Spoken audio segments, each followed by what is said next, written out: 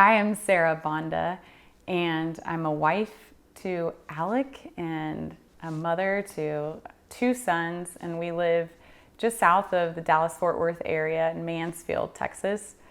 And today I wanted to share a little bit of my own experience about the transition that happens after you become parents. I think everyone knows that having a child is a life-changing event, and a lot of times it can be hard to find like the new normal. What is our new normal going to look like, especially spiritually? When your whole life changes, your priorities change, your prayer life changes, the responsibilities that you have, dying to yourself and having to like care for a third party, it totally changes your life. And one of the things that we've had to learn is that change is just part of the rest of your life. I think a lot of times the world fears change, or we try to avoid change. We want things to be consistent, but children prove like there's no such thing as consistency, really. And after you have a child, so much change continues to happen because they grow so quickly and they're in new transitions, new sleep schedules, new eating schedules, new habits, new development. And this person, this human being, they're so beautiful, but they require you to adapt and change just as fast as they're changing.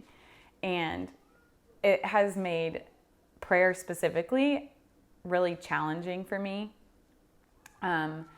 I think you realize that your prayer life can't stay the same. Like, I'm not going to get the regular structured daily prayer that I used to have, and that intimacy with the Lord can feel a little bit disconnected, which is sad to some extent because you have to let go of that part of that intimacy, knowing that it's still there, like the lover that you've grown up with your whole life. But you have to learn how to relate in a different way. Before I was married, I remember feeling very called to the vocation of marriage and thinking, when I'm married and when I have kids, prayer will be so easy because I'll be in my vocation and I know what I'm supposed to do every day. And it's not going to be like my prayer of, God, what am I supposed to do? What do you want from me? I don't have to ask that question anymore. And the mundane faithfulness, while that was really appealing to me before I was in it, obviously once you're in it, it becomes very mundane and difficult to try and figure out, okay, how am I supposed to adapt to this? How am I supposed to continue to be who I am with God when I don't even have time to pray, or I don't have the opportunity to have a thought of my own. And so one thing that I've really come to learn throughout just taking care of my two littles is that our longing is our prayer. St. Augustine has this quote that it's probably the only saint quote that I know, but it's one of my favorites and I cling to it often. He said, "If you wish to pray without ceasing, never cease to long for God. The continuation of your longing is the continuation of your prayer." And that was such a relief for me because that's something I knew I could do. Like, in the midst of the chaos of life, if I didn't have a structured prayer, or if I was in a season where it was just there's not enough time in the day to pray the way I want to, like have time to journal or read scripture, I knew that my longing was my prayer, and it increases your yearning for God when you don't have the opportunity to pray the way you want to. And people say absence makes the heart grow fonder, and I find that I desire the Lord even more intensely because I feel like I don't have that time to just meet with Him. It increases that yearning. And the Lord is always ready to meet us there in prayer, even if it's in the middle of lunchtime or in the middle of a meltdown and you're having to say, Jesus, help me.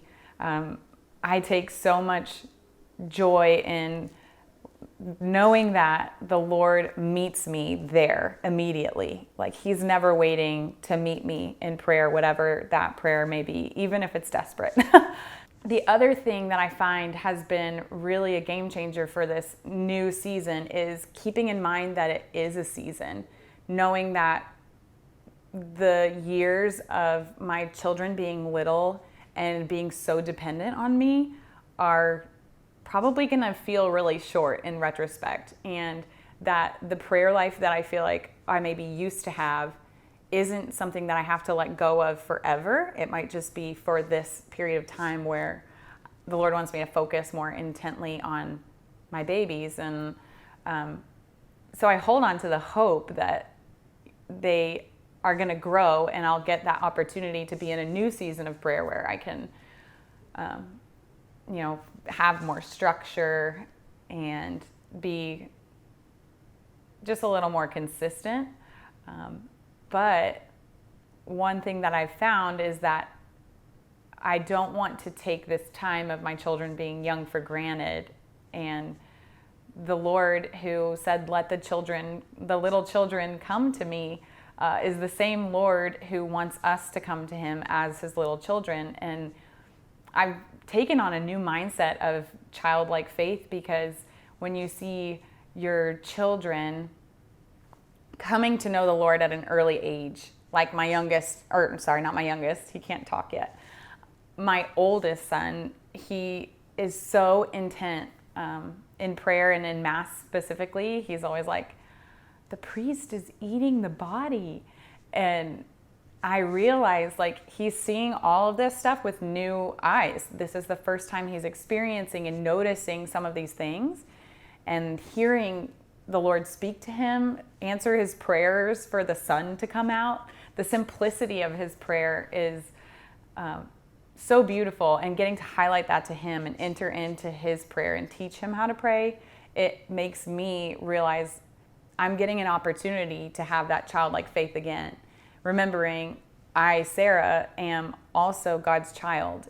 He's not loving me any less for the fact that I can't meet him at an intellectual level that I used to be able to in prayer, that I can't contemplate for long hours. He loves me for my simple prayers that are just like my children's prayers. He loves me wholeheartedly in the same way I love my child and take so much joy in seeing him pray and take joy in the Lord. So I think realizing that while our children are young and it may seem chaotic, there's a simplicity of getting to restart your own prayer journey and see things through a new lens, and receiving what the Lord wants to show you through just the beauty of newness, of new life, of peace with your home,